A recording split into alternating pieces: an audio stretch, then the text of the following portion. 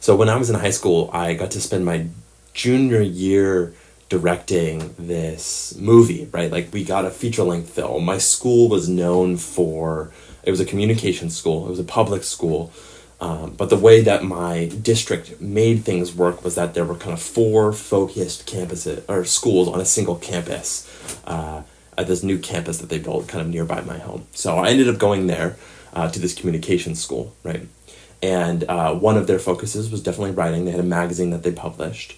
But I was attracted to this room full of iMacs, right? I went to the open house, and it was the first time I'd seen that many iMacs lined up in a row, just as editing bays for this room. So one side of the classroom was a bunch of iMacs ready for editing. The other side of the classroom was an entire news set donated by a local news organization. And then behind that, a control room for live broadcasts that we could broadcast to our local community. I was really lucky to go to this school, right? And at the beginning, you got this introduction to video when you were a freshman. And then from there, you could kind of go down the broadcast route, or you could go down the film production route. And at the beginning, I think that I guess I must have gone down the broadcast route. And then in my junior year, I went down the film production route. I got selected as this director for this movie that we made. And I spent an hour a day, every day, trying to wrangle a bunch of my classmates, about like 15-ish of them, to make a feature-length film and to produce that over the course of a semester, to film it over the course of a semester. We had taken the script that we had a script writing class had made the previous year, and we were going to turn that into, we'd casted for it, the teacher had selected all those things, he was technically the producer, and we just had to assemble this group of kids to wrangle ourselves into getting as close as we could to a feature film that we would premiere to the school by the end of the year. So first semester was production, second semester was editing, and the premiere. So I got to direct and edit these things, right? And it was it went just about as well as you can imagine a 16-year-old wrangling a bunch of other 16-year-olds for an hour a day. And to film a production 1 hour at a time with all of the setup and tear down and attendance and all of the pageantry of a school day that you would imagine. That said, we got it done. Right? It wasn't like a great movie by any means, but we got it done, and I learned so much in that process of directing that film. But first and foremost, I learned that making movies is hard, especially when you're directing a group of people and taking all of their talents and trying to raise it to something greater. It was just something that I was not up to the challenge for. Like, I made it happen. We got it done. We sat there and took care of all of the shooting schedule. We had a giant spreadsheet full of things that we created. We had to account for people being absent and for the flirting on set and all those things. But we did it. We recorded it and we got it done. We completed the thing. It was, it told the story. Let's just say that much. It told the story, but it wasn't necessarily a great piece of art. But we were high schoolers. What can you expect? But again, the important lesson here is that making movies is hard, and that making great movies, or movies that are like elevate themselves to the level of the art that film can be, is just about as close to the divine as I can almost imagine, right? Like, it is a miracle that we have great art in the form of film, because it is this form of art that requires you to orchestrate so many other talented people and still have one cohesive vision. A lot of times projects do not, the output of a project, the quality of it, is nowhere near the level of the aptitude of the talent that made it. There's the old cliche that the whole is greater than the sum of its parts. There's also the other scenario, and I think it's often more common, where the whole is a lot less than the sum of its parts in a collaborative endeavor. I think that filmmaking as an art form can serve as a useful archetype for talking about creative collaboration in general. But at the center of it all is somebody who's called the director. And there's exceptions, of directors who also write their movies and directors who also are the editor of the movie. But for the most part, the director doesn't actually do any of those specific things. They don't act, they don't run the camera, they didn't write the screenplay. In France, there was this thing called New Wave, the French New Wave of film criticism, and very fancy stuff, and like most stuff that comes out of France. But the gist of their argument was this argument that the director of a movie is, or at least should be and can be, and in the case of almost all great films is more than just a manager of artists. That the director truly is an artist themselves. So the reason I tell this story is because I think that my transition from the small, short films I was making in my first year of high school to a feature-length film my junior year, it encapsulates a lot about what the leadership philosophy and mentality is at Apple, and why that explains the different path that the car took than a lot of the projects that happened under Steve Jobs, or even the Apple Watch, which preceded it, right? The thing about these short films that I would make in high school is that they were something everyone could wrap their mind around. It was really easy to know what direction you were headed because you were making something that was 5 minutes long. You maybe worked on the project for a week, 2 weeks maximum, right? But as soon as I made that transition to a longer film, the nature of the length of the film itself changed the way that you had to go about creating it, which doesn't seem like it should be the case. You'd just be able to scale up what you were doing with these small films and have it work in a 2-hour film, right? Or an hour and a half long film, or an hour and 15-minute long film, whatever it may be. But that's not the case, because it's harder to wrap your mind around what it takes to, number one, use the number of people that it takes to make a film that's that long. But number two, what it takes to even tell a story of that length, right? And this is one of the reasons why I think that I was not the greatest director at that time, that I failed to conceptualize that myself. I didn't have a passion and a vision for the story I was telling, and I wasn't able to communicate that to the people that I was helping direct. And so that passion, that vision, and that ability to communicate is the thing that I think distinguishes let's just say Steve Jobs from many of the other leaders in Silicon Valley. There's lots of people who work on that, and there's lots of people who do it, but people talk about Steve Jobs as a visionary because he was able to have that vision, maintain it, and communicate it to the people he saw. There's more to it than that, but we'll get into it in a second. Now, the clips that I just showed you were John Gruber at a talk at Macworld, and it was many years ago, him talking about his love for film as well, right? I know that he talks very often about his passion for these great pieces of high art in film, right? These combinations of commercial wonders and artistic beauties, in a way. And in that clip, he talks about this French form of film criticism called Auteur theory, right? And you can see how I'm getting us closer to the car, right? And the idea of Auteur theory is that at its center, when you have any collaborative, creative effort of a large enough scale, that there's one of two ways that it can go.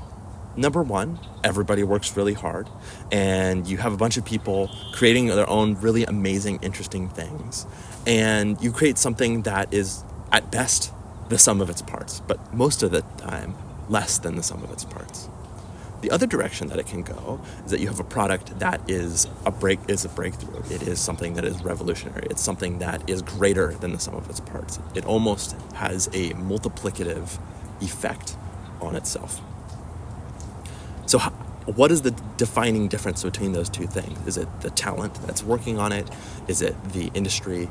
Is it the number of people, the amount of funding? This approach that Gruber talks about, this approach of film criticism, he argues, applies to any creative, collaborative effort, like technology. Now, The thing about this is that he argues that the defining difference between the two paths that you can go down is the leader. In the case of film, the director, the person who holds and articulates the vision. Their level of taste and their level of authority are the two ingredients that they need in order to make a product greater than the sum of its parts or less than the sum of its parts. And so let me back up a little bit, right? The idea is that, a director doesn't roll the film necessarily. They don't do the editing. They don't write the script. They don't do the acting. They don't create the lights. They don't come up with the blocking necessarily. Sometimes they do, sometimes they don't, right? Early days of film, that was the case, right? It was a direct development of theater, right? And so a lot of it was blocking and sort of broad gestures towards setting people up in the right positions and allowing the piece to come together through the script. The script kind of reigned supreme. But as you moved on, and as film grew into its own, people found that directors ended up having a larger role than you might anticipate if you were from that world. Now, that's because in film, directors do have a tool. Their tool is decision making. It's as simple as that. Directors make decisions over and over and over again, and their decisions are reflections of what their level of taste is and what their creative vision is. The type of decisions that they can make is determined by the level of authority that they have, the way that they are allowed to make decisions given the context of their environment, and the way that they choose to grab power and utilize it on set. Auteur theory essentially posits, especially through Gruber's interpretation, that making decisions can be a form of art on its own, right? And that when you make decisions and take the authority for yourself, that is when you can elevate yourself from someone who's just setting the pieces in place to someone who is literally taking pen to paper and writing the story as, in some ways, the primary author of a film. That's what a director is. So Gruber's thesis for his talk was that the quality of any collaborative creative endeavor tends to approach the taste of whoever has final cut. Final cut is just whoever has authority, whoever has the power, right? And I think that's true. But if you dig a little deeper, you might wonder why that's the case, right? Why is it that when you have someone who's willing to make decisions and has a vision and is able to execute on that level of taste that they have, why is it that makes it greater than the sum of its parts and doesn't reduce it to less than the sum of its parts? I think the reason that is because when you have a leader that knows where you're headed to somewhere greater, that it gets everyone pulling in the same direction. And I'm afraid that this is obvious when I say it, because in some ways it's so straightforward. But I do think that this is the key, that when you have someone with a vision and someone who holds that vision and says it over and over and over and does not compromise on that vision, what happens is that it elevates everyone's talents and gets you pulling all in the same direction. Whereas if you have someone who is just putting the pieces in place, well, there's beauty in all of these other pathways. Maybe someone's going in this way, someone's going that way, someone's going that way. But when that's the case, you're not all headed towards something greater. And maybe you move forward a little bit, but you can't move forward fast enough to make something a breakthrough. I believe that you can use the concept of technology windows opening, and then eventually closing.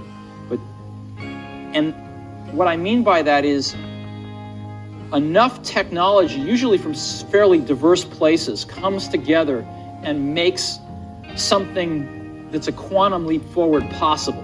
And it doesn't come out of nowhere. If you poke around the labs and you hang around, the Media Lab here at MIT and other places, you can kind of get a feel for some of those things. And usually they're not quite possible, but all of a sudden you start to sense things coming together and the planets lining up to where this is now possible, or barely possible. And a window opens up. And it usually takes around, my experience anyway, in my life has been, it takes around 5 years to create a commercial product that takes advantage of that technical window opening up. Sometimes you start before the window's quite open and you can't get through it, and you push it up and you push it up. Sometimes it just takes a lot of work. Took that long, with the Apple II, took that long with the Mac, took a Lisa along the way, $100 million. It takes a while. It's a lot expensive to push those windows open. And in our case, our first product failed. We came out with this cube and we sold 10,000 of them. Why? Because we weren't quite there yet and we made some mistakes along the way and we had to course correct. Macintosh was a course correction off the Lisa. So with Apple II and III, we did it in reverse. But one of those critics, those French critics who was around at the time and in the mix of people talking and debating the ideas of auteur theory, was this guy named Bazin. I don't actually know how to pronounce his name. But he has this comment about genius, which I think is applicable here, right? He says, "What is genius anyway, if not a certain combination of unquestionable personal talents, a gift of the gods, and a moment in history?" In other words, he says it takes talent, luck, and timing. Those are the three things that it takes to be a genius. And I think this ties deeply with that idea of auteur theory because it asks the question, if auteur theory centers the idea of someone with authority and with taste, how do you get the taste part, right? What is taste? And I guess what I think is that it is that talent and that moment in history and the luck to have those two combined. This is where we veer to Jobs' idea of a technological window opening and closing, right? He framed it as these things that take a lot of research and development, a lot of time to commercialize, a lot of time to turn into a product, right? And let's start with the Mac as an example of that, right? The Mac, its big core innovation was the graphical user interface. Someone else had Xerox were the people who did the research for that. They discovered this thing. They decided that it was an interesting idea and decided to pursue it. All Apple did was take that and perfect it and turn it into something that was the foundational consumer product that every other desktop computer would be modeled after. With the iPhone, multi-touch had been around. There had been many attempts at researching these mobile computing platforms, and all Apple did was take all of those things together, put them together in that technological window, and release the product. Elevated to the level, all these disparate things, elevated to the level of the guy with the taste who started the project. The iPod, technological window, new type of hard drive becomes available. It allows you to store 1,000 songs in your pocket, as Apple famously marketed. And you take that technological development and you turn it into a product and you release it. The point is that other people, for most of Apple's products that have been successful, have done a lot of the research and development, right? They've been there, they've diligently looked and poked around in the labs and found the things that they think you can compose into something greater. And that greater vision comes from an idea of where the current state of technology is and where it can go, where it's going to be in the next 5 years, where it's going to be in the next 10 years. And this is one of the core problems with the Apple car, right? The idea was that the car would be something that started out as something that with a product, right? Apple talks about this all the time, that you start with an idea of the product and you work backwards to the technology. The problem is that sometimes if the technology isn't there, you need to open that technological window. Now, at the time, this was 2014 when the car project was ideated. The Apple Watch had just been announced. There was internal turmoil at the company. Engineers were about to leave. And Tim Cook needed to have an answer to those senior engineers' question about what is the next thing that we're going to be doing. So what does he choose? he chooses the car because it's a big market, right? He turns to Johnny Ive and says, what direction should we take this product in? I'm not a product guy. Steve is gone. You just had a relatively successful launch with creating this beautiful watch. What should the car look like? And you also have a long history of being interested in developing a car.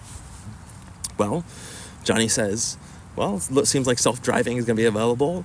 Let's go ahead and develop this car that is completely centered around an autonomous driving system. This autonomous system that lets you drive, essentially, wherever you want to go, no driver intervention, no steering wheel in the thing. It's very Apple of that era. Remove all of the affordances and let the thing do most of that on its own. And so they bet the project on that idea. The differentiating factor for the Apple car was going to be Apple design, and Apple design dictated that it needed to be autonomous. The problem is that technological window was not ready to be open. We had spent years trying to figure out how to make AI systems that understood what was happening around it. And then Google had spent years with Waymo trying to develop these self-driving cars and creating opportunities for these technological windows to open. Tesla had been marketing their cars as self-driving at the time. And a lot of people thought that we were no more than 5 years away in 2014 from having every car on the road in 2020 be self-driving and be electric. And Apple wanted to combine these technologies. Tim Cook said as much, actually, in an interview. And so they pushed $1 billion year after year for 10 years. $10 billion in total to try and push that technological window open, with various leaders coming and going. Johnny Ive retiring, leaving Apple. I guess he's not retired. Executive changes at Apple. There was no director to hold that vision who knew that they were at the right moment in history with the right set of talents to have just enough luck to create a product that was going to revolutionize an industry. And so here we are. $10 billion, and 10 years later, Apple cancels the project because there was no one there with the genius to understand where they were at in the technical window. And I don't fault them. Sometimes you try and research something and you fail at it. But where I think this gets interesting is where we talk about Apple Vision Pro. I know, big surprise for this channel, right? It's no surprise to me that Apple Vision Pro serves as a stark contrast to the car project. Its origins come from a very different place and are a natural evolution of the previous technologies that Apple has been working on for many years, with just the right amount of genius, luck, and moment in history to get it done. And I think that the rest of this week, I want to explore that. The difference between the car project and Apple Vision Pro, and what that tells us about Apple as a company and about leadership in any realm, from film to technology to politics to your high school film class trying to throw something together before the end of the quarter group of kids. Long story short, Apple Car failed because it did not have a true auteur. Too many different people pulling in too many different directions without the right set of knowledge to know where the industry was headed and where the technology was headed. And so here we are, 10 years later, moving towards a different set of technologies that are born from the same ideas with generative AI and AR and VR, spatial computing. I'm excited to kind of continue talking about this. So let me know in the comments what you want to hear, because I will use your comments as inspiration. I love doing that. So let's go ahead and have a fun week this week. Thanks for watching, and I'll see you tomorrow.